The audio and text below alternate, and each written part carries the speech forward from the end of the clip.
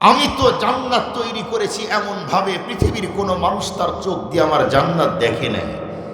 আমি তো জান্নাত তৈরি করেছি এত সুন্দর করে পৃথিবীর কোনো মানুষ এই জাতীয় ডেকোরেশন তার চোখ দিয়ে সে দেখে নাই। এত সুন্দর গান সেটিং করে রেখেছি পৃথিবীর কোনো মানুষ তার কান দিয়ে শুনে নাই। এত সুন্দর সুস্বাদু খাবার তৈরি করে রেখেছি পৃথিবীর কোনো মানুষ তার জিহ্বা দিয়ে টাচ করে নাই। এত সুন্দর সেন্ট স্প্রে করে রেখেছি পৃথিবীর কোনো মানুষ তার নাক দিয়ে ঘ্রাণ নেয় নাই। এত সুন্দরী আমি জান্নাতি হুরপরি তৈরি করে রেখেছি। কোন জান্নাতের একটা হুরপরি তার আঙ্গুল যদি দুনিয়াতে শুধু একটু বের করে দেয়, পুরা দুনিয়াটা সূর্যের চেয়ে আলোয় ভরে যাবে। এত সুন্দরী সুন্দরী আমি হুরপরি তৈরি করে রাখলাম, আর ওই জান্নাতে মরবে আর সাথে সাথে ঢুকবে, এত সহজ না। যারা চিন্তায় আছেন মরবো আর জান্নাতি ডেকোরেশন হবে জান্নাত, এত সহজ না। এই জান্নাতে ঢুকতে অনেক কোর্স, এর মধ্যে সবচেয়ে শর্ট কোর্স হলো দুইটা জিনিস লাগবে। আপনাদেরকে আমি একটা দুইটা মেসাল দিলে বুঝবেন, অবশ্যই বুঝবেন ইনশাআল্লাহ। পৃথিবীতে একটা রাষ্ট্র আছে যে রাষ্ট্রের নাম আমরা কম বেশি জানি, সেটা হলো দুবাই। এই দুবাই একটা হোটেল আছে, হোটেলের নাম সম্ভাব্য নাম হবে বুরুজ আল খলিফা। এই হোটেলে বাংলাদেশের কোনো মানুষ যদি থাকতে চায়, সর্বনিম্ন প্রতিদিন বিল আসবে 1 লক্ষ টাকা। প্রতিদিন কত? 1 লক্ষ। জিজ্ঞেস করি আপনাদের এই গোটপাড়া কয়জন মানুষ আছে প্রতিদিন 1 লক্ষ টাকা দিয়ে ওই হোটেলে থাকবে? আছে না। মানুষের তৈরি করা একটা হোটেল, সেটা হলো বুরুজ আল খলিফা। সেই হোটেলে বর্তমানে বিশ্ব প্রযুক্তির এই যুগে অনেক সুন্দর হোটেল তৈরি করলো। সেই হোটেলে থাকতে যদি লক্ষ টাকা দিয়ে বিল লক্ষ টাকা দিয়ে থাকতে হয়, লক্ষ টাকা বিল যদি আসে, কিয়ামতের আগ মুহূর্ত পর্যন্ত পৃথিবীতে আরো অনেক উন্নত মানের হোটেল আবিষ্কার করবে। কিন্তু জিজ্ঞেস করতে চাই, আল্লাহ পাকের জান্নাতের হোটেলের চেয়েও কি আরো সুন্দর পারবে? একটু বলেন।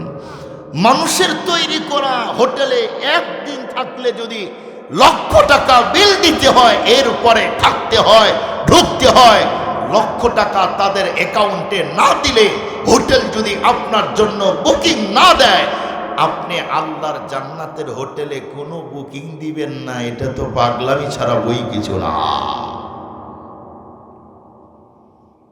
দিতেই হবে। এই জান্নাতে ঢুকতে চাইলে অনেক কিছুই লাগবে। সম্মানিত শুধু আপনারা জানেন, আমাদের বাংলাদেশে 2টা স্থান আছে, অন পিস, সেকেন্ড পিস নাই। 2টা জায়গা। একটা হলো সিকিউরিটি পেন্টিং কর্পোরেশন টাকসা, যেখানে টাকা তৈরি করা হয়, এটা বাংলাদেশে অন পিস এক জায়গা। দ্বিতীয় আরেকটা জায়গা আছে, এটা হলো অ্যাসেম্বলি সংসদ ভবন, এটা এখন বন্ধ আছে। এটা আগামীতে যারা সংসদে আসবে তারা এটা আবার চালাবে, যারা সরকার হবে। এই সংসদে অনেকগুলি চেয়ার আর এমন একটা করে মাইক দেওয়া আছে, সেখানে খুব ভালো করে বুঝবেন, স্পিকার আছে, সেখানে বসার জন্য চেয়ার আছে। এখন আমরা এখানে যত লোক আছি এবং বাংলাদেশে সব মানুষ যদি এখন আন্দোলন করি আর বলি যে আমাদের প্রত্যেকের নামে নামে সংসদে একটা করে চেয়ার দিতে হবে, যদি আমাদেরকে দেওয়া না হয়, আমরা দেশটা আগুন দিয়ে জ্বালিয়ে দিব, রাস্তাঘাট সবগুলো ব্লক করে দিব, সরকারি হসপিটালগুলি ভেঙে দিব, সরকারি অফিসগুলি ভেঙে দিব। যতই আন্দোলন করি বলুন, আমাদের প্রত্যেকের নামে নামে কি সংসদে চেয়ার দিবে? না। কেন? এই সংসদে চেয়ার পাওয়ার একটা রুলস আছে, নিয়ম আছে, পদ্ধতি আছে। যদি এই 2টা নিয়ম, এই নিয়মটা যদি কেউ মেনটেন করে, কেউ যদি মানে, ওর কোনো আন্দোলন করার দরকার নেই। কি নিয়ম? 2টা নিয়ম মানতে হবে। নাম্বার 1, রাষ্ট্রীয়ভাবে সরকার অনুমোদিত যে কোনো একটা দল করতে হবে। দ্বিতীয় নাম্বার, সেই দলের পক্ষ থেকে নমিনেশন পেতে হবে অথবা স্বতন্ত্র থেকে দাঁড়াইতে হবে। এরপরে সে যদি এমপি মন্ত্রী হয়, বলুন তো দেখি, এখনো কি সংসদে চেয়ার পাওয়ার জন্য আন্দোলনের দরকার আছে? না। ও যদি পর্ষাঞ্চলের এমপি হয়, ও এখানে থাকবে ঢাকায়, সংসদে ওর নামে একটা চেয়ার বরাদ্দ দেওয়া হবে। মানুষের তৈরি করা একটা দেশ বাংলাদেশ, এই দেশের অ্যাসেম্বলিতে ঢুকতে যদি দুইটা জিনিস ছাড়া অ্যাসেম্বলির চেয়ার যদি না পাওয়া যায়, এই জগৎ থেকে আরেক জগৎ পরপারে আল্লাহর জান্নাতে ঢুকবেন, ওই জগতে আল্লাহর জান্নাতের চেয়ার নিবেন, এমনি এমনি তাই কি হয়? বলেন বলেন, হয়? সম্ভবই না। পৃথিবীর কোন মানুষ যদি পরপারে আল্লাহর জান্নাতে ঢুকতে চায়, অবশ্যই দুইটা জিনিস লাগবেই লাগবে। এখানে অনেক শিক্ষিত মানুষ আছেন, সবাই বুঝবেন ইনশাআল্লাহ উদাহরণ দিলে। এখন বর্তমানে আমাদের দেশ সবকিছুই শর্ট কোর্সেরই কিন্তু আলোচনা করতেছি। আগে মানুষ এক জায়গা থেকে আর এক জায়গায় হেঁটে যাইত, পরে সাইকেল, পরে পায়ের ভ্যান, এরপরে অটো, হইতে হইতে এখন মানুষ আর হাঁটতেই চায় না, তাই না?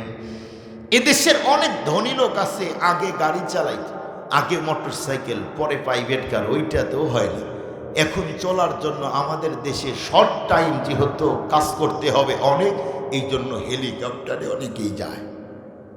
আমাদের দেশের অনেক বড় বড় ধনী, ধরে নেন বর্ষা অঞ্চলের সবচেয়ে চৌধুরী বংশের একটা লোক, যার 50টা রাষ্ট্রে বিজনেস আছে। এর মধ্যে একটা রাষ্ট্রে, এটার নাম হলো আমেরিকা। ধরে নেন আমেরিকায় তার বিজনেস। ও চিন্তা করলো থাকবো হলো 5 দিন, এই 5 দিনে 50টা কোম্পানির সঙ্গে আমার ডিসকাস করতে হবে। উনি চিন্তা করলেন এখান থেকে আমেরিকায় যাব, হোটেল দেখব, বুকিং দিব, এটা অনেক লম্বা টাইম লেগে যাবে। এই জন্য যার কাছে এখন উন্নত বড় মোবাইল আছে, এখানে ঢুকে যদি আমেরিকার যে কোনো একটা হোটেল, যেমন নিউ ইয়র্কের যে কোনো একটা হোটেলের নাম ধরে নেন, পর্ষা একটা হোটেলের নাম, উনি এখানে লিখবে, মোবাইলে হোটেলটা আসবে। আপনি কয় নাম্বার তালায় থাকবেন? 20 নাম্বার। রুমটা কত? 500 নাম্বার। রুমটার ভিতরে স্পেসটা কেমন, ডেকোরেশনটা কেমন, কালারটা কেমন, কি কি সুবিধা আছে, সবগুলো নিজ দিয়ে লেখা।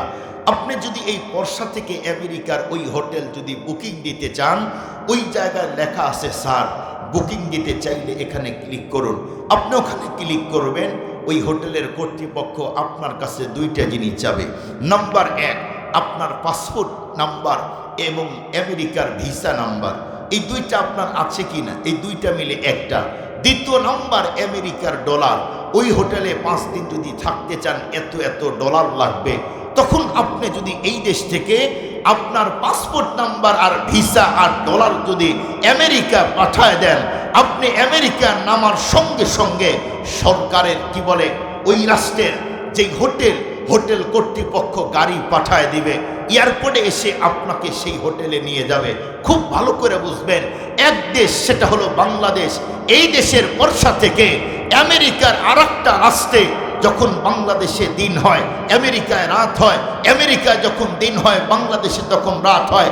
এক দেশ থেকে আরেক দেশের হোটেল বুকিং দিতে 2-30 ছাড়া যদি বুকিং দেওয়া না যায়, এই পার থেকে ওই পার যাবেন, পরপারে যাবেন, ওই জায়গায় কি কিছুই লাগবে না? আমার কথা কি বুঝতেছেন আপনারা? এক দেশ থেকে আরেক দেশ, এটা তো একটা পৃথিবী, ছোট্ট একটা পৃথিবী এটা। এই রাষ্ট্রের এক জায়গা থেকে আরেক জায়গায় ঢুকতে চাইলে যদি দুইটা জিনিস বুকিং দিয়ে যদি ঢুকতে হয়, এই জগৎ থেকে পরপারে আখেরাতে যাবেন, ওই জগতে আল্লাহ পাকের জান্নাতের হোটেলে ঢুকবেন কোনো কিছুই ছাড়া। দুইটা জিনিস লাগবে। সেই দুইটা জিনিস কি? আল্লাহ পাক বলেন, ইন্নাল্লাযীনা আমানু, 1 নাম্বার জিনিস লাগবে, সেইটা হলো ঈমান। ঈমান ছাড়া পৃথিবীর কোনো মানুষ কোনো অবস্থাতেই জান্নাতে ঢুকতে পারবে না। পারবে কি বলেন? আমাদের পাশের রাষ্ট্রের নাম কি? ভারত। বলুন দেখি, আমরা সব মানুষ যদি এই অবস্থায় ভারতে এদিক দিয়ে সীমান্ত পার হই, যদি বলে আর জীবনে এই দেশে আসবো না, দিদির কাছেই থাকবো, দাদার কাছেই থাকবো, যদি এই চিন্তা যাই, আমাদেরকে ধরে পুলিশ বলবে, ভাই পাসপোর্ট কই? স্যার নাই। কয় অবৈধ। আরে ঢুকা জেলখানায়। এক দেশ থেকে আরেক দেশে পাসপোর্ট ছাড়া চুরি করে লুকিয়ে লুকিয়ে ঢোকা যায়। ঈমানের পাসপোর্ট না থাকলে জান্নাতে ঢোকার কোনো সুযোগ নাই। মুসলমান ভাইরা আমার কথাগুলি দিল দিয়ে বুঝার জন্য চেষ্টা করবেন। এতক্ষণ পর্যন্ত আমি আপনাদেরকে শুধুমাত্র কেবলমাত্র আল্লাহ পাকের জান্নাতের মধ্যে ঢুকতে চাইলে দুই জিনিস লাগবে। এর মধ্যে এক নাম্বার ঈমান। ঈমান ছাড়া বন্ধুরা আমার পৃথিবীর কোনো মানুষ কখনোই আল্লাহ পাকের জান্নাতে ঢুকতে পারবে না।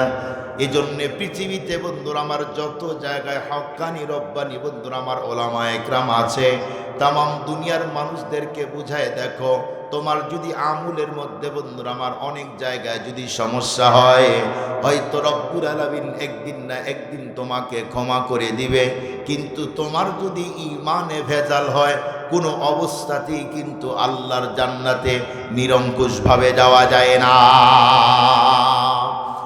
এজন্যই তো কিতাবের মধ্যে আসছেন খুতুবাতে জুলফিকার, মাওলানা জুলফিকার আহমদ নকশবন্দি বন্ধুরা আমার, উনি একবার ফ্রান্সে অথবা ইউরোপে হবে, উনি একবার বন্ধুরা আমার একটা কনফারেন্সের মধ্যে আলোচনা করতেছিল। আলোচনা করতে করতে এক পর্যায়ে বলল, দেখো তোমরা যারা এখানে আছো অল্প কিছু মানুষ বন্ধুরা আমার আল্লাহ বিশ্বাস করে, এছাড়া সবাই পরপার বিশ্বাস করে না, কিন্তু তোমাদের টার্গেট করে একটা মাত্র কথা বলতে চাই, সেইটা হলো তোমরা যদি পরপারে আল্লাহ পাকের জান্নাতে ঢুকতে চাও, ঈমান ছাড়া কোনো অবস্থাতেই আল্লাহ পাকের জান্নাতে যাওয়া যায় না। এ কথা বলতে একজন খ্রিস্টান তখন আপার শিক্ষিত দাঁড়িয়ে গেল। এরপরে বলল, মাওলানা তুমি এইটা কি তথ্য দিলে? একজন মানুষ ঈমান ছাড়া কোনো অবস্থাতেই জান্নাতে ঢুকতে পারবে না। সেই মুহূর্তে বন্ধুরা আমার তখন বলল, হ্যাঁ হ্যাঁ হ্যাঁ, একজন মানুষের যদি ঈমান না থাকে তার জান্নাতে ঢোকার কোনো অপশন নাই। এ কথা বলতেই তখন খ্রিস্টান ডেকে বলল, মাওলানা আমি একটা মাত্র কথা বলতে চাই, সেইটা হলো একজন মানুষ এই জমিনে বন্ধুরা আমার মাদ্রাসা তৈরি করলো, মসজিদ তৈরি করলো, লোকটা চাইল্ড কেয়ার তৈরি করলো, শিশু সদন তৈরি করলো, লোকটা রাস্তা তৈরি করলো, বন্ধুরা আমার কালভার্ট তৈরি করে দিল, এই জমিনে রিক্ত হস্ত মানুষদেরকে টাকা দিল, এমনকি যাদের বস্ত্র বন্ধুরা আমার কাপড় নাই, পোশাক নাই, পোশাক দিল, এমনকি বন্ধুরা আমার যাদের ঘর বাড়ি নাই তাদেরকে ঘর বাড়ি দিয়ে দিল। এই দুনিয়াতে এমন কোন নেকির কাজ নাই যেই কাজটা লোকটা করে নাই, কিন্তু এই লোকের ঈমান নাই। জানতে চাই লোকটা জান্নাতে যাবে নাকি জাহান্নাম? যেই মুহূর্তে বলল লোকটার ঈমান নাই, নেকির কাজের অভাব নাই, মাওলানা জুলফিকার আহমদ নকশবন্দি বলল, শুনো খ্রিস্টান, এই লোকটার ঈমান না থাকার কারণে কোনো অবস্থাতেই কখনো আল্লাহ পাকের জান্নাতের মধ্যে ঢোকার কোনো সুযোগ নাই।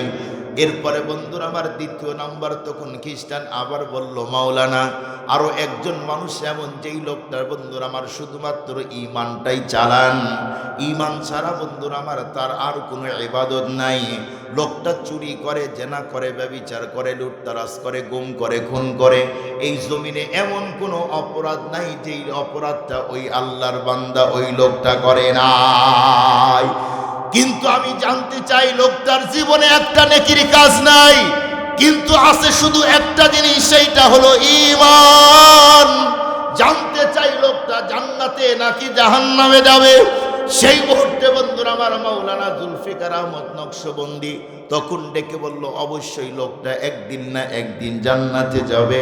এ কথা বলতেই খ্রিস্টান তখন ডেকে বলল, মাওলানা তুমি এটা কি আশ্চর্য একটা কথা বললে, তোমার ধর্মে তো ইনসাফ বলতে বন্ধুরা আমার তেমন কিছুই নাই।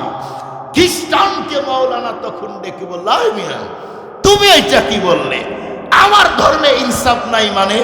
আমি চ্যালেঞ্জ করে বলতে পারি, সারা দুনিয়ার ৪,৫০০-এর উপরে ধর্ম, সমস্ত ধর্মকে এক জায়গায় করলে যেই পরিমাণ ইনসাফ আছে, আল্লাহ পাক টোটাল একাই তার ধর্ম ইসলামের মধ্যে ইনসাফ দিয়েছে। আমাদের ধর্মের চেয়ে উন্নত ইনসাফওয়ালা ধর্ম এই পৃথিবী তার, কথা বলেন না কেন, নাই। খ্রিস্টান তখন হেসে বলল, তোমার ধর্মে ইনসাফ। মৌলানা ভাবলেন যে এখন যদি আমি সাধারণ কথা কোরআন হাদিসের কথা বলি লোকটা বুঝবে না। উনি তখন বলল, আচ্ছা বলুন। খ্রিস্টানকে বলতেছে, আপনি বলেন। প্রথমে লেখলো 1, এরপরে দিল 0, বলুন কত হবে? 10 না? এরপরে 0 দিল, কত হবে? এরপরে 0 দিলে 100, 1000। খ্রিস্টানকে তখন বলল যে আপনি বলুন, বাম পার্শ্বে এক সংখ্যা থাকার কারণে ডান পার্শ্বে যদি সৈন্য দেয়, যত সৈন্য বাড়বে এক সংখ্যার মর্যাদা বাড়বে না কমবে? খ্রিস্টান বলল অবশ্যই বাড়বে।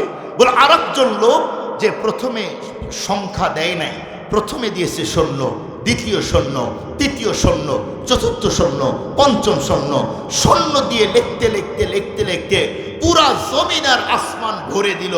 বলুন তো দেখি এই সৈন্যর কি কোনো দাম আছে? খ্রিস্টান বলল, এসে দেব লারে মাওলানা, সংখ্যা ছাড়া তো সৈন্যের কোনো দাম নেই। মাওলানা তখন বলল, আমি তো আপনাকে সেটাই বলতে চাই, সংখ্যা ছাড়া যদি সৈন্যের 4 পয়সার কোনো দাম না থাকে, আল্লাহর কাছেও ঈমান ছাড়া নেকির কাজের 4 পয়সার কোনো দাম নাই। ঈমান লাগে, ঈমান। ঈমান ছাড়া আল্লাহ পাকের জান্নাতে ঢোকার কোনো সুযোগ নাই। অথচ আমাদের দেশে বাঙালি মুসলমান ভালো করে শোনেন, কোন কথায় ঈমান যায় আর কোন কথায় ঈমান আসে দেশের অনেক মুসলমান জানেই না। কি আপনাদের বিশ্বাস হয় না? এই তো গত 2 দিন আগে দেখছেন একজন বাউল শিল্পী আবুল সরকার, যে আবুল সরকার সিরিয়াস ভয়াবহ ঈমান ধ্বংসের কথা বললেন। আবুল সরকার উনি আল্লাহর ব্যাপারে খারাপ কথা বলেছেন, নাউজুবিল্লাহ বলেন। আবুল সরকার বলতেছে আমার আল্লাহ, আল্লাহ নাকি খায়, নাউজুবিল্লাহ বলেন। আবার উনি বলতেছে এক আল্লাহ, এক মুখ দিয়ে কয় কথা কয়। আল্লাহ নাকি কখনো বলতেছেন যে আমার ইশক তৈরি করেছি প্রথমে, আল্লাহ নাকি কখনো বলেছে আমি সর্বপ্রথম নূর তৈরি করেছি। এক এক সময় এক এক কথা বলেছে। আল্লাহর মুখ কয়টা, নাউজুবিল্লাহ বলেন। অথচ আল্লাহ পাক বলেন ওয়ামান আসদাকু মিনাল্লাহি হাদিসা, আমার চেয়ে সত্যবাদী পৃথিবীতে কেউ নাই। অথচ আউল ফাউল বাউল সরকার গড়ি এমন কিছু বক্তব্য দিতেছে, এদেশের অনেক সরল মনওয়ালা মুসলমানের ঈমান চুরি করতেছে এই জাতীয় বাউল সরকারেরা। আছে না নাই? শুধু এগুলি করে তাই না, সবচেয়ে বেশি অবৈধ কাজের মধ্যে এরা আছে। এই বাউলগুলি গান গায়, গাঁজাও নাকি আল্লাহর দেওয়া নিয়ামত, ওরা খায় আর দলিল দেয়। আছে না নাই? রাগ করতেছেন আপনারা? ওরা বলতেছে যদি নিয়ামতি না হইতো গাঁজার গাছ কাটলে আবার আল্লাহ দেয় কে? কি বুঝলেন? গাঁজার গাছ যদি কাটা হয় আবার দেয় কেন? ওদের দলিল দেখেন। এই বাউল সরকারকে অ্যারেস্ট করেছে এদেশের প্রশাসন। আমরা এখানে ঈমানের জায়গা থেকে বলতে চাই, যেই বাউল আবুল সরকার আমার আল্লাহকে নিয়ে নোংরা কথা বলল, অবশ্যই তাকে ফাঁসির জায়গায় ঝুলানো দরকার। এটা মুসলমানের দাবি। ঈমান চুরি করার শত রঙের ষড়যন্ত্র করে ওরা ময়দানে কাজ করে, বিজাতিদের দালালি করে তারা। মনে রাখবেন, ঈমান দিয়ে জান্নাতের মালিকানা হয়, আর ইবাদত দিয়ে জান্নাতের ডেকোরেশন হয়। আপনাদেরকে একটা মিসাল দিয়ে ভালো করে বুঝবেন। ধরেন আপনাদের এই অঞ্চলের একজন লোক, তার একটা মাত্র সন্তান, ওইটাকে নিয়ে গাড়িতে উঠে যাইতেছে। সারাইগাছি বাজারে যাওয়ার পরে টাকের সাথে লেগে আব্বার মা দুইজনই সারাইগাছি বাজারে মরে গেল। এখন এই ছেলেটার মাত্র বয়স 6 থেকে 7 বছর। এই লোকটা এখন, এই ছেলেটা এখন কান্না করে আর বলতেছে আমাকে এখন কে দেখবে, আমাকে দেখার তো এখন কেউ নেই, কান্না করে। আপনাদের এই অঞ্চলের একজন হৃদয়বান বিত্তবান লোকটা তখন বাচ্চার কাছে গিয়ে বলল, বাবা আমি তোমাকে এখন থেকে আদর করে বড় করব, আজ থেকে আমি তোমার বাবা, তুমি আমার বাড়িতেই থাকবে, তোমাকে লেখাপড়া শিখাবো, তুমি যতদূর পড়তে চাও ততদূর তোমাকে পড়াবো। ছেলেটা আস্তে আস্তে বড় হলো, লেখাপড়া কমপ্লিট। লোকটা কখনো বাবার অভাব বুঝতে দেয় না। একদিন পত্রিকায় দেখলো, পত্রিকার মধ্যে এসেছে জাপানে এক অফিসে এই এই এই এই ডিগ্রি থাকলে বেতন হবে 20 লক্ষ টাকা। উনি সেইটা দেখার পরে এসে ওই স্যারকে, তার আঙ্কেল যেই লোকটা লালন পালন করেছে, তার কাছে আসার পরে বলল, আঙ্কেল আপনি তো আমার জীবনে অনেক উপকার করেছেন, আর একটা মাত্র উপকার কি বাবা বলো? বলে কি বলে, জাপানে একটা অফিসে এই এই ডিগ্রি থাকলে মাসে 20 লক্ষ টাকা বেতন। আমার এই ডিগ্রিগুলি আছে, আপনি একটু যাওয়ার ব্যবস্থা করে দেন। লোকটা বলল ঠিক আছে তুমি যাও। এক পর্যায়ে এই ছেলেটা এই জায়গা থেকে জাপানে গিয়েছে। অফিসে ঢোকার পরে অফিসের ডেকোরেশন এসি থেকে শুরু করে সিসি পর্যন্ত সবগুলাই তার চয়েস। ও চিন্তা করলো আমি এলাকায় যাব, বর্ষা অঞ্চলে আমার বাসায় এইগুলি লাগাবো। উনি চিন্তা করে লম্বা টাইম জাপানে থাকার পরে যখন দেশে আসতেছে সেই সময় সবগুলো কিনে বাংলাদেশে নিয়ে আসছে। বলুন তো দেখি এইগুলি লাগানোর জন্য ঘরের দরকার আছে না নাই? জোরে বলেন আছে না নাই? কিন্তু ওই ছেলেটা অনেক বড় শিক্ষিত, ওর বাংলাদেশে ঘরও নাই, জায়গাও নাই, কিচ্ছু নাই, ও মানুষের বাড়িতে থাকে, লাগাবে কোথায়? তুমি যে এসি সিসি ডেকোরেশনের জিনিস সেটিং করবে, তোমার তো ঘরও নাই, জায়গাও নাই, লাগাবে কোথায়? মনে রাখবেন ওই ছেলেটার যেমন ঘর নাই, জায়গা নাই, ডেকোরেশনের জিনিস অনেক আছে, এগুলি থেকেও নাই। লোকটা যেমন বেকুফ, যেই লোকের এবাদত আছে কিন্তু ঈমান নাই। ঈমান ছাড়া এবাদত এগুলি দিয়ে জান্নাতের ডেকোরেশন হয়, যদি ঈমান না থাকে এবাদতের জিনিস সেটিং করবে কোথায়? আপনার তো জায়গায় নেই, আপনার তো জায়গায় নেই। সম্মানিত উপস্থিতি, দ্বিতীয় নাম্বার যে জিনিস লাগবে সেই জিনিসের নামই হলো নবীজির আদর্শ আর সুন্নত। ঈমান, নবীজির আদর্শ, সুন্নত। নবীজির সুন্নত আর যদি ঈমান, এই দুইটা কারো কাছে থাকে, এবার বলুন দেখি ওই লোকটা মরার সাথে সাথে জান্নাতে যাবে কিনা? জোরে বলেন, জোরে বলেন। এখন আপনি বলুন আপনার ঈমানের অবস্থা কোন পজিশনে, আর নবীজির সুন্নত আপনার জীবনে বাস্তবায়নে আছে কতটুকুন, এবার আপনি মাপেন। অন্য জনেরটা দেখার দরকার নেই। আমি বললাম, আমি নিজেকে জিজ্ঞেস করি আমার ঈমানের অবস্থা কি, আর আমি রাসূলুল্লাহর সুন্নতের কতটুকুন পাবন্দি করি। এই দুইটা জিনিস আমার 100% নিয়মে আছে কিনা। যদি আমার এই দুই জিনিস থাকে, অবশ্যই আমি মরার সাথে সাথে আল্লাহ কবরটা জান্নাতি ডেকোরেশন করে দিবে। আর যদি না থাকে, কোনো অবস্থাতেই জান্নাতে ঢোকার কোনো সুযোগ নিরঙ্কুশভাবে নেই। এজন্য সাহাবায়ে কেরাম লং কোর্স তো পূরণ করেছে, শর্ট কোর্স তো পূরণ করেছে। পৃথিবীর কোনো সাহাবী, যত সাহাবী যত জায়গা ছিলেন, কখনো সাহাবায়ে কেরাম নবীজির আদর্শ ছেড়ে দেয় নাই। আজকে সারা দুনিয়াতে 200 কোটি মুসলমান, সব কিছুই মুসলমানের আছে। মুসলমানের 57টা রাষ্ট্র আছে। খনিজ যত সম্পদ আল্লাহ পাক দিয়েছে সবগুলা মুসলমানদের জমিনের নিচেই দিল। এরপরে পৃথিবীতে মুসলিম জাতি নির্যাতিত, নিগৃহীত, লাঞ্ছিত আর বঞ্চিতর কারণ কি? খোঁজ নিয়ে দেখেন, মুসলমানের একটাই কারণ, নবীজির আদর্শ ছেড়ে দেওয়া, সুন্নাত ছেড়ে দেওয়া। মুসলমান ভাইরা আমার কথাগুলি দিলে বোঝার জন্য চেষ্টা করবেন।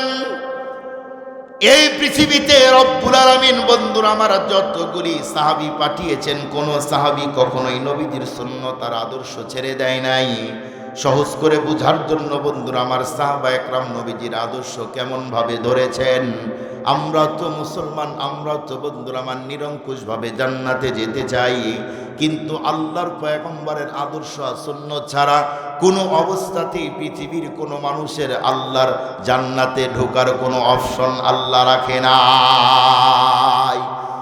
সাহাবায়ে কেরাম কেমন নবীজির আদর্শ আর সুন্নতকে জীবনে বাস্তবায়ন করেছে, বুঝার জন্য আপনাদেরকে বন্ধুরা আমার একটা মাত্র ঘটনা বলি, তাহলে আপনারা প্রত্যেকেই বুঝবেন। আমরা জানি বিশ্বনবী বন্ধুরা আমার যখন মক্কার জমিনে নির্যাতনের শিকার হলো, এক পর্যায়ে আল্লাহর পয়গম্বর বন্ধুরা আমার যখন সাহাবায়ে কেরাম নির্যাতনের শিকার হলো, সাহাবায়ে কেরাম এসে নবীকে তখন বলল, নবীজি মক্কার জমিনে এমনভাবে মানুষগুলি আমাদের উপরে আক্রমণ করে, কোনো অবস্থাতেই মক্কার মধ্যে আমাদের থাকার সুযোগ হয় না। নবীজি তখন বলল, যাও যাও তোমরা হিজরত করে মদিনা চলে যাও। অল্প কিছুদিন পরে আল্লাহ পাক রব্বুল আলামিন জিব্রাইলকে মেসেঞ্জার করে পাঠিয়ে দিয়ে জিব্রাইলকে বলল, জিব্রাইল, এই মুহূর্তে আমার হাবিব, আমার বন্ধু মুহাম্মাদুর রাসূলুল্লাহ সাল্লাল্লাহু আলাইহি ওয়াসাল্লামের কাছে যাওয়ার পরে আমার বন্ধুকে বলে দাও, মক্কার জমিন এখন আমার বন্ধুর জন্য সুন্দর হবে না। এক পর্যায়ে আল্লাহর পয়গম্বরকে এসে জিব্রাইল বলল, নবীজি, মক্কার মধ্যে আপনার থাকার জন্য এখন সুন্দর হয় না। আল্লাহ পাক অর্ডার দিয়েছে, এখন আপনি হিজরত করে মদিনায় চলে যান। মুসলমান ভাইরা আমার যখন বলল, নবীজি যান যান, মদিনায় চলে যান, সেই মুহূর্তে আল্লাহর পয়গম্বর বন্ধুরা আমার খানায় কাবার চত্বরে গেল। এক পর্যায়ে খানায় কাবার চাবি যার হাতের মধ্যে ছিল, তখন ডেকে বলল, একটু খানায় কাবার চাবি দাও। লোকটা তখন বলল যে, মুহাম্মদ, তোমার জন্য খানায় কাবার চাবি দেওয়া যায় না। নবীজি সেই মুহূর্তে বলল, যদি আমার হাতে খানায় কাবার চাবি না মানায়, তোমার হাতটা দিয়ে এই মুহূর্তে খানায় কাবার গেটটা খুলে দাও। লোকটা তখন বলল, মুহাম্মদ, মক্কার লিডারগুলি বলেছে তোমার জন্যে খানায় কাবার চাবি, এমনকি তোমার জন্যে খানায় কাবার গেটটা খোলা যায় না।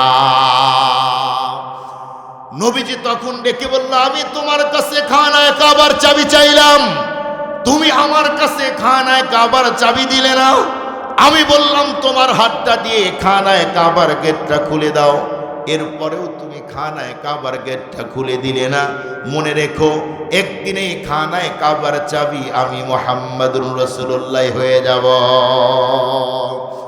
মুসলমান ভাইরা আমার, বিশ্বনবী যখন খানায় কাবার চত্বর ছেড়ে মদিনার দিকে যাইতেছে, সেই মুহূর্তে আল্লাহর পয়গম্বর বারবার খানায় কাবার দিকে লক্ষ্য করে খানায় কাবাকে তখন ডেকে বলল, খানায় কাবা, তোমাকে রেখে আমার মন যেতে চায় না। কি করব, মক্কার মানুষগুলি তোমার মাঝে আমাকে থাকতেই দিল না। এক পর্যায়ে নবী আলাইহিস সালাতু ওয়াস সালাম বন্ধুরা আমার যখন চলে গেলেন মদিনায়, এর আগ মুহূর্তে বন্ধুরা আমার সাহাবা একরাম অপেক্ষার প্রহরগুলি গুনতেছিল, কখন আল্লাহর পয়গম্বর মক্কার জমিন থেকে মদিনায় আসবে। সমস্ত সাহাবীগুলি সেই মুহূর্তে অপেক্ষা করে। ছোট্ট বাচ্চাগুলি তার মাকে ডেকে বলল, মা, লম্বা টাইম পার হয়ে গেল, এখন পর্যন্ত বিশ্ব নবী আমাদের মধ্যে আসলো না, নবী কখন আসবে? নবী আলাইহিস সালাতু ওয়াস সালামকে বন্ধুরা আমার দেখার জন্য পাগল পারা বুড়া বুড়া বন্ধুরা আমার, বৃদ্ধ বৃদ্ধ সাহাবীগুলি বন্ধুরা আমার দাঁড়িয়ে আছে। সমস্ত বন্ধুরা আমার মানুষগুলি তখন দাঁড়িয়ে আছে। এক পর্যায়ে আল্লাহর পয়গম্বর বন্ধুরা আমার যখন মদিনায় গেল, এরপরে বিশ্ব নবী মদিনায় যখন থাকা শুরু করলো, হিজরির তৃতীয় সন বন্ধুরা আমার 3 বছর পরে একদিন নবীজি উনি স্বপ্নের মধ্যে দেখলেন জম্মে গফির জামাত সাহাবা একরাম এদের সবাইকে সঙ্গে করে নিয়ে নবীজি বন্ধুরা আমার ওমরা পালন করতেছে। এই স্বপ্নগুলি দেখার পরে বন্ধুরা আমার নবীজি ফজরের নামাজ আদায় করে সমস্ত সাহাবীদেরকে ডেকে বলল, সাহাবী, আজকে রাত্রে তোমরা কি কেউ কোনো স্বপ্ন দেখেছো? সেই মুহূর্তে সমস্ত সাহাবা একরাম ডেকে বলল, নবী, না, আজকে আমরা রাত্রে কেউ তো কোনো স্বপ্ন দেখি নাই। এক পর্যায়ে নবীজি তখন ডেকে বলল, সাহাবী, আজকে রাত্রে আমি বিশ্ব নবী মজার একটা স্বপ্ন দেখেছি। মুসলমান ভাইরা আমার যখন বলল, সাহাবী, আমি আজকে রাত্রে একটা মজার সুন্দর স্বপ্ন দেখেছি, সেই মুহূর্তে বন্ধুরা আমার সমস্ত সাহাবা একরাম নবীর চেহারার দিকে তাকিয়ে আছে। নবী আলাইহিস সালাতু ওয়াস সালাম বন্ধুরা আমার অনেক সুন্দর কথা বলতেন, তার সুন্দর কথা, সুন্দর চেহারা। সমস্ত সাহাবা একরাম বন্ধুরা আমার একদম চেয়ে আছে নবীর নূরানি চেহারা দেখে, কারণ এই পৃথিবীতে রব্বুল আলামিন বন্ধুরা আমার যত মানুষ তৈরি করেছেন, আমাদের নবীর চেয়ে সুন্দর করে এই পৃথিবীতে আল্লাহ কাউকে তৈরি করে নাই। এজন্যই তো একজন কবি বলেন, সারে দুনিয়া তুই কিয়ামাই মিসলে তু দেখা নেহি, তেরে মানিন খুবসুরত চন্দবি হোতা নেহি, হুসনে ইসুব দো মে ঈসা ইয়াদ বাইদাদারি, আঁচে খুবা হামদারম তু তনহাদারি, হুসনে ইসুব সে ফজুতর হায় রাসূলুল্লাহ কা, হায় এ নূর চশমে ইয়াকুব, আবার এ নূরুল্লাহ কা। আল্লাহু আকবার বলেন। ऐसा तुझे खालिक ने तेरा दार बनाया, इस सुबह को तेरे तौलबे दीदार बनाया, इस सुबह को तेरे तौलबे दीदार बनाया। আল্লাহু আকবার বলেন। রাসূলুল্লাহর চেহারা আল্লাহ এত সুন্দর করে তৈরি করেছেন, নবীজি বললেন সাহাবী মজার স্বপ্ন দেখছি। একথা বলতেই সাহাবা একরাম জানে নবী মজার বলেছে, তার মানে সত্যি স্বপ্ন অনেক মজার। নবীজির চেহারার দিকে চেয়ে আছেন সাহাবা একরাম। নবীজি কি বলে? আপনাদের কি ধারণা আমাদের নবীজির চেহারা নরমাল সুন্দর ছিল? দেখি বলেন তো কেউ আছেন এখানে যে হ্যাঁ হুজুর আমাদের নবীরটা নরমাল ছিল চেহারা? আপনাদের অনেকের মনের মধ্যে ধারণায় পৃথিবীতে ইউসুফ নবীর চেয়ে কাউকে আল্লাহ সুন্দর করে তৈরি করে নাই। আপনাদের কি এই ধারণা? এখানে অনেক মানুষ এমন থাকতে পারেন যে ওই যে মোবাইলের মধ্যে ইউসুফ জুলেখার প্রেমের ঘটনা আছে, অনেকে হয়তো দেখেছেন এটা, যে হুজুর আমি দেখেছি এটা ইউসুফ নবীর ঘটনা এই জায়গায় আছে জুলেখার। এই জায়গার মধ্যে আমাদেরকে অনেক লোক এসে বলে হুজুর ইউসুফ নবীর ঘটনা কি এমন এমন না, এমন এমন কিছু বলে যেটা ইতিহাসেও নাই পাতিহাসেও নাই। কিছু বুঝলেন? ইতিহাসেও নাই, কোনো হাঁসের মধ্যেই নাই। রাজহাঁস বলেন, পাতিহাঁস বলেন, আরও যত হাঁস আছে, কোনো হাঁসের মধ্যেই এই জাতীয় জিনিস নাই। মাঝে মাঝে এমন কিছু জিনিস আমাদেরকে মানুষ শোনায়। অনেকে বলে হুজুর আমরা তো জানি ইউসুফ নবীর চেহারা বেশি সুন্দর, কারণ ইউসুফ নবী তো এমন সুন্দর ছিলেন, তার চেহারা দেখে আজি যে কি বলে মিশরের মেয়েরা হাত কেটেছে, আমাদের নবীর জন্য থেকেও হাত কাটেনি। আম্মা যান আয়েশা সিদ্দিকা রাদিয়াল্লাহু তাআলা আনহাকে মেয়েরা এসে বলতো যে আম্মা যান একটু বলেন তো দেখি আমাদের নবীর চেহারা বেশি সুন্দর না ইউসুফ আলাইহিস সালাতু ওয়াস সালাম? আম্মা যান তখন বলতো এই পাগল কোথাকার, ইউসুফ নবীর কি সুন্দর চেহারা তোমরা শুনবা? বিশ্বনবী তো নিজেই বলেছেন আল্লাহ পাক নবীজির কাছ থেকে সৌন্দর্য নিয়ে অর্ধেক সৌন্দর্য ইউসুফ নবীকে দিয়েছে, আর অর্ধেক সৌন্দর্য দিয়ে পৃথিবীর সব কিছু তৈরি করেছেন। আর একটু আসতে বলে, এত সুন্দর খুশির কথা। ভাই বক্সের আওয়াজ কি কমায় দিল নাকি? একটু বাড়ায় দাও রিভাব দিয়ে। ওই মাইকের আওয়াজ আসতেছে তো এই জন্য সমস্যা। সম্মানিত শুধু খুব ভালো করে বুঝবেন, আম্মা যান আয়েশা সিদ্দিকা ওই জাতীয় নারীকে বলতে তোমাদের দাবি যে জুলেখার সামনে ইউসুফ নবীকে হাজির করা হলো, মিশরের মেয়েগুলি ইউসুফ নবীকে দেখে হাতটা কেটে দিল। আম্মা যান বলতেন যাই শোনো, ইউসুফ নবীর জায়গায় যদি আমার নবী মুহাম্মদুর রাসূলুল্লাহকে পাঠানো হতো, মিশরের মেয়েগুলি হাতের পরিবর্তে নিজের গলায় কেটে দিত। এত সুন্দর করে আল্লাহ আমাদের নবীকে তৈরি করেছে, এত সুন্দর করে। আমাদের নবীজির চেহারা যে কত সুন্দর এর বর্ণনা আপনি শেষ করতে পারবেন না। এই পৃথিবীতে অনেক মানুষ অনেক কিছু দেখলে কোনোদিন তৃষ্ণা মিটে না। বলেন জন্মের পর থেকে আকাশ দেখি, তৃষ্ণা কি মিটে? কথা বলেন না কেন? প্রতি বছর হজ করেন, উমরা করেন, কাবা ঘর তো দেখে আসেন, তৃষ্ণা কি মিটে না বাড়ে? বাড়ে। এত পানি পান করেন, পিপাসা কি তৃপ্তি কি হয় নাকি আরো পান করতে মনে চায়? আরো। রাসূলুল্লাহকে আল্লাহ এত সুন্দর চেহারা দান করেছেন, নবীজির সুন্দর এত সুন্দর চেহারা, যেই চেহারা দেখে সাহাবায়ে কেরামের কখনোই তৃপ্তি হতো না। আমার রাসূলকে আল্লাহ কত সুন্দর চেহারা দিয়েছে। আমি আপনাদেরকে একটা বলি শুনেন। একজন 80+ একজন বৃদ্ধ সাহাবী একদম পিছনে আসে, মাঝে মাঝে কথা শুনে আবার চলে যায়। নবীজি একদিন ডাকলেন যে মুরব্বী আপনি মাঝে মাঝে আসেন আবার আসেন, আপনি কই যান? এক পর্যায়ে তখন বলল যে নবীজি আমার বাড়ি এখান থেকে অনেক দূর, আমি এখানে আসি, আসার পরে কিছুক্ষণ চেহারা দেখে চলে যাই। যখন এখান থেকে চলে যাই আমার আসতে কষ্ট হয়, কয়েকদিন পরে পরে আমি আসি, আপনার নুরানি চেহারা দেখে আমি তৃপ্তি নিয়ে চলে যাই। কিন্তু এখান থেকে যাওয়ার পরে 1 দিন 2 দিন 5 দিন পার হওয়ার পরে, 10 দিন 15 দিন পার হওয়ার পরে আপনাকে দেখার জন্যে আমার মন পাগল হয়। তখন দৌড়িয়ে বুড়া মানুষ হাঁটতে পারি না, অনেক কষ্টে এসে একদম পিছনে বসি, দূর থেকে আপনি যে বক্তব্যগুলি দেন, কথাগুলি বলেন, পিছন থেকে শুনি আর আপনার চেহারা দেখে মজা নিয়ে আবার বাড়ির দিকে যাই। সুবহানাল্লাহ বলেন। শুধু কি তাই, আপনি পড়েন ইতিহাস, নবীজির দুধমা ছিলেন হালিমাতুস সাদিয়া। ওনারা 11 জন মহিলা আসতেছিল সেই মক্কার বাজারে বাচ্চা নেওয়ার জন্য, বাচ্চাদের দুধ পান করাইলে টাকা পাবে এই নেশায়। আস্তে আস্তে 10 জন মহিলা হালিমাতুস সাদিয়াকে বলল, হালিমা আমরা কিন্তু তোমার এত ওয়েট, এত দেরি করে তুমি যদি চলো তোমাদেরকে রেখে যাব। হালিমাতুস সাদিয়া যে বাহন উটের উপরে উঠেছিল এটা এতই দুর্বল, হালিমাকে তার সন্তান আর স্বামীকে নিয়ে চলতেই পারে না। যেই গাদা সঙ্গে ছিল এইটাও দুর্বল। ওরা সবাই চলে গেল, 3 বার রাস্তায় দাঁড়িয়েছে। এক পর্যায়ে হালিমাকে বলল, হালিমা আমরা চলে গেলাম। ওরা যখন মক্কার বাজারে গিয়েছে, যাওয়ার পরে মক্কার বাজারে ওরা তো সবাই বাজারে ঢুকে শুধুই টেনশন, শুধুই তাদের একটা লোভ ভিতরে ঢুকলো, যদি ধনী ফ্যামিলির কোনো ছোট্ট বাচ্চাকে দুধ পান করাইতে পারি অনেক টাকা আমরা উপঢৌকন পাবো। এজন্য ওরা বড় বড় ধনী ধনী ফ্যামিলির ছেলে বাচ্চাদেরকে নিতে চায়। কিন্তু ওরা সবাই বিশ্বনবীকে গেটের সামনে নবীজির মা আমেনা নিয়ে বসে আছে। এমন মুহূর্তে 10 জন মহিলা এক একজন যায়, জিজ্ঞেস করে আমেনা এইটা কে? বলে আমার ছেলে।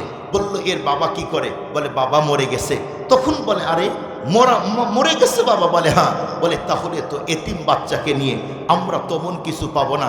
কিন্তু নবীজির চেহারা দেখার পরে ওরা চলে যায়, সুন্দর চেহারা প্রশংসা করে যায়, কিন্তু কেউ নেয় না। 10 জন মহিলা 10টা বাচ্চা নিয়ে চলে গেল নিজের দেশে, নিজের এলাকায় চলে গেল। একবারে হালিমাতুস সাদিয়া সবার শেষে আসলো। আসার পরে উনি ভিতরে ঢুকলেন। আসার পরে দেখে খুতুবাতে জুলফিকারের মধ্যে আসছে একটা মাত্র ছেলে, একজন মাত্র মহিলা। আমেনা নবীজিকে নিয়ে তার সন্তানকে নিয়ে দাঁড়িয়ে আছে। আমেনার দিলটা ভেঙ্গে টুকরা টুকরা হয়ে যাচ্ছে। আজকে যদি ওর বাবা আব্দুল্লাহ বেঁচে থাকতো, 2 জন দাঁড়িয়ে থাকতাম, মানুষগুলি মেয়েগুলি আমাদের বাচ্চাকে নিয়ে যাইতো। কিন্তু আজকে স্বামী নাই, স্বামী হারানোর এক কষ্ট, এক দুঃখ, এক যন্ত্রণা, এক অস্থিরতা, সেই দুঃখকে বুকে নিয়েই এখনো ছোট্ট শিশু মুহাম্মদুর রাসূলুল্লাহ সাল্লাল্লাহু আলাইহি ওয়াসাল্লামকে কোলে নিয়ে কি বলে নিচে শোয়ায় রেখে বসে আছে, মনটা ছোট করে। হালিমাতুস সাদিয়া আসার পরে দেখে আর কোনো বাচ্চা নাই, একটা মাত্র বাচ্চা। হালিমাতুস সাদিয়া স্বামীকে বলল, স্বামী বাচ্চা তো আছেই একটা, কি করব? হালিমাতুস সাদিয়া স্বামী বলল, বেগম এসেছে যেহেতু বাচ্চা নিতে, একটা আছে এইটাকেই নাও, একটা যা আছে এইটাই নাও। সবাই তো নিয়ে চলে গেছে। হালিমাতুস সাদিয়া কাছে আসলেন, আসার পরে জিজ্ঞেস করলো নাম কি তোমার? বলে আমেনা। বাচ্চার নাম মুহাম্মদ সাল্লাল্লাহু আলাইহি ওয়াসাল্লাম। আমেনা এ কথা বলতেই হালিমাতুস সাদিয়া বললেন, মুহাম্মদ এই জাতীয় নাম তো জীবনে শুনি নাই। সুবহানাল্লাহ বলেন। শুনবে কেমনে? এটা তো ইনটেক করে আল্লাহ প্যাকেট করে তৈরি করে আগেই রেখে দিয়েছেন। এই নাম তো হবে শুধুই আমার নবীজির সর্বপ্রথম পৃথিবীতে। এজন্যই তো নবীজির দাদা আব্দুল মুত্তালিব 7 দিনের দিন পুরা মক্কার লিডারকে ডেকে আকিকা করে সবাইকে বলেছিল, এই তোমাদের সামনে আমার নাতির একটা নাম রাখতে চাই। কি নাম? বলে আমার নাতির নাম রাখবো মুহাম্মদ সাল্লাল্লাহু আলাইহি ওয়াসাল্লাম। সমস্ত নেতা বলল, আরে আজকে স্বপ্নে দেখলাম কে যেন এসে বলতিছে আগামীতে আখিরি নবী আসবে, তার নাম হবে মুহাম্মদ। অনেক গোত্রের মহিলারা এসে বলতিছে যে আমরা স্বপ্নে দেখলাম। শুধু তাই নয়, বিশ্বনবীকে যারা ঘরের মধ্যে ধরেছিল ওরাও বলেছিল, নবীজির মাও বলেছিল। কে যেন আওয়াজ দিয়ে দিয়ে বলে এখন যেই বাচ্চা প্রসব করবে এর নাম হবে মুহাম্মদ। হালিমাতুস সাদিয়া বলল, এই জাতীয় নাম তো শুনিনি। ওর বাবা কি করে? বলে বাবা নাই। হালিমাতুস সাদিয়া স্বামীর দিকে চেয়ে বলল, কি করবে? এ তুই এতিম। কিতাবের মধ্যে আছে আসাল্লাহু আইয়া জাআলানা ফীহি বারাকা। হালিমাতুস সাদিয়াকে স্বামী বলল, আরে এইটাও নাও, এইটাই নাও, আল্লাহ হতে পারে এটার মধ্যেই আমাদের কোনো কল্যাণ বরকত রেখেছে। সুবহানাল্লাহ।